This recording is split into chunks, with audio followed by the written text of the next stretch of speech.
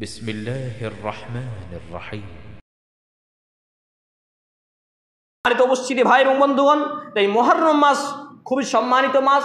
এটি যেমন ইংরেজি জানুয়ারি এবং বাংলায় বৈশাখ, ঠিক সেই রকমই এই আরবি মাসে মুহররম মাস হচ্ছে পহেলা মাস, প্রথম মাস। তো এই মাস সহ আরও 3টি মাস, 4টি মাস টোটাল আল্লাহ রাব্বুল আলামিন কোরআনে সম্মানিত করেছেন। সংক্ষিপ্ত আকারে যদি আমরা দেখি সূরা আত-তাওবা 9 নম্বর সূরা 36 নম্বর আয়াতে আল্লাহ তাআলা এই কথা বলেছেন যে আসমান এবং জমিন সৃষ্টির পর থেকেই, দিন থেকেই আল্লাহ রাব্বুল আলামিনের গণনা মাসগুলো 12টি মাস এবং তার মধ্যে 4টি হারাম এবং সম্মানিত মাস রয়েছে। আর এই মাসগুলোর মধ্যে নিজেদের উপরে জুলুম করা, পাপকর্ম করা, নোংরামি করা, মানুষকে খুন খারাপি, এমনকি যুদ্ধ পর্যন্ত আল্লাহ রাব্বুল আলামিন হারাম করে দিয়েছিলেন। সম্মানিত উপস্থিতি ভাই এবং বন্ধুগণ, এবং এই মাসে বিশেষ করে আমাদের কয়েকটি কাজ রয়েছে। সেই কাজটা হলো 2টি সিয়াম রাখা। যদিও নবী মুহাম্মদ রাসূল সাল্লাল্লাহু আলাইহি সাল্লাম ইহুদি গোষ্ঠীর পাশ দিয়ে যখন যাচ্ছিলেন, তারা রোজা রাখছে। জিজ্ঞেস করা হলো যে তোমরা রোজা কেন রাখছো? তখন তারা বলল যে আমরা মুসা আলাইহিস সালামের আনন্দের জন্য রোজা রাখি, যেহেতু মুসা আলাইহিস সালাম ফেরাউনের নির্যাতন থেকে এই দিনে মুক্তি পেয়েছিল বলে আমরা এই দিন রোজা পালন করি। তো নবী মুহাম্মদ রাসূলুল্লাহ সাল্লাল্লাহু আলাইহি সাল্লাম জানিয়ে দিলেন যে তোমাদের থেকে আমরা বেশি মুসা আলাইহিস সালামের হক আদায় করি, আমরা মুসলমান এবং তার শুকরিয়া আদায় করা আমাদের জন্য এটা ঈমানি দায়িত্ব। তাই নবী মুহাম্মদ রাসূলুল্লাহ সাল্লাল্লাহু আলাইহি সাল্লাম আদেশ করলেন যে আমরাও রোজা রাখবো। তবে তিনি বললেন যে ইহুদি জাতির বৃদ্ধাচারণ করার জন্য একটা রোজা বৃদ্ধি করতে তারা সেই দিন রোজাটা রাখে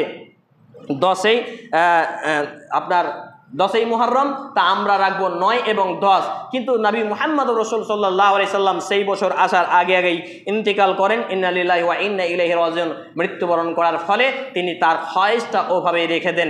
এই হাদিস প্রমাণ করে, অর্থাৎ সহিহ মুসলিমের 1916 নম্বর হাদিস প্রমাণ করে যে আমাদের জন্য মুহররম মাসের 9 এবং 10 2 দিন সিয়াম রাখা এটা হচ্ছে গুরুত্বপূর্ণ ইবাদত সুন্নাহ, যেটা আমরা অবশ্যই রাখবো। এবং যার ফজিলত সম্পর্কে সহিহ মুসলিমের 1162 নম্বর হাদিসে বলা হয়েছে যে রাসূল সাল্লাল্লাহু আলাইহি সাল্লাম বলছেন, যেই ব্যক্তি মুহররমের আশুরায়ে মুহররমের সিয়াম বা রোজা রাখবে, সেই ব্যক্তির 1 বছরের গুনাহ খাতাকে আল্লাহ রাব্বুল আলামিন মাফ করে দেবেন। বলি সুবহানাল্লাহ। পরিশেষে যে হাদিসটি আমি আপনাদের সামনে পাঠ করেছি এটি বলে আলোচনা গুটিয়ে ফেলবো। সেটা হচ্ছে মান তাসাব্বাহা বিকওমিন ফাহুয়া মিনহুম। সূরা আবু দাউদ গ্রন্থের হাদিস নম্বর 31 ক্রমিক নম্বরে হাদিসটি বর্ণিত হয়েছে। নবী মুহাম্মদ রাসূল সাল্লাল্লাহু আলাইহি সাল্লাম এখানে সুন্দরভাবে যেটি জানিয়েছেন যে যেই ব্যক্তি যেই জাতির যে কওমের অনুসরণ করবে সে তাদের দলে দলভুক্ত। এখন এই তাজিয়া, মিছিল, মিটিং, এই কারবালা, এই বিভিন্ন উৎসব পালন করা আরেকটি বিষয় মাথায় দিই, তাহলে বুঝতে পারবেন।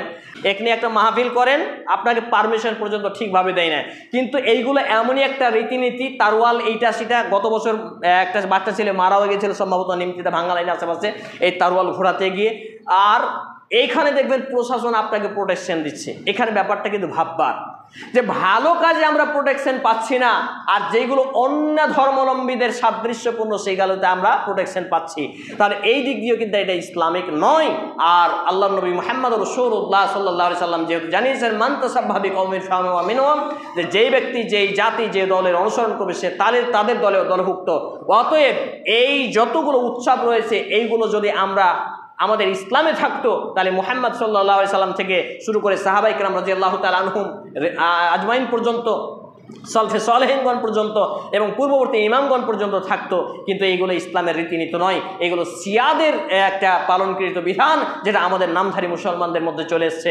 অতএব এইসব কার্যক্রম থেকে, এইসব পথে খরচ করা থেকে, হোলি ইটা সিটা হ্যানত্যান, মুতে পানি নিতে যায় না এইসব ছেলেগুলো, মাথায় লাল ফোঁতা বেনে তারুয়াল্লি আর কিলিয়া লাচন কুদন করে বেড়ায়, এগুলো সবই ইহুদি খ্রিস্টানি কার্যক্রম। এখান থেকে বিরত থাকতে হবে। আল্লাহ রাব্বুল আলামিন আমাকে সহ উপস্থিত ভাই এবং বন্ধুবর্গকে, বাবা জীবনকে এইসব বিষয়গুলো মেনে চলার তৌফিক নসিব করুন। আমরা বলি আল্লাহুম্মা আমিন। হে আল্লাহ রাব্বুল আলামিন, আমরা যারা অসুস্থ আমাদেরকে পূর্ণাঙ্গ শিফায়ে কামিলা আজিলা দিন। আমরা বলি আল্লাহুম্মা আমিন। হে আল্লাহ রাব্বুল আলামিন, আমরা যারা অভাবী আমাদেরকে অভাবমুক্ত হালাল জীবিকা নির্বাহ করার তৌফিক নসিব করুন। আমরা বলি আল্লাহুম্মা আমিন। হে আল্লাহ রাব্বুল আলামিন, আমাদের যারা মুসলমান হয়ে মৃত্যুবরণ করছে প্রত্যেকের বাপ মা, ভাই বোন, আত্মীয় স্বজন, বিশেষ করে আমার মা এবং নানি, আল্লাহ তাআলা আপনি তাদের জীবনে ভুল ত্রুটি ক্ষমা করুন, তাদের কবরে শান্তির বিছানা বিছিয়ে দিন, তাদেরকে জান্নাতুল ফিরদাউস নসিব করুন। আমরা বলি আল্লাহুম্মা আমিন। এ দাবি, এ দোয়া, এ দরখাস্ত মহান আল্লাহ সুবহানাহু ওয়া তাআলার সামনে রেখে আমরা আমাদের জুমার খুতবার আলোচনা এখানে দিতে যাচ্ছি।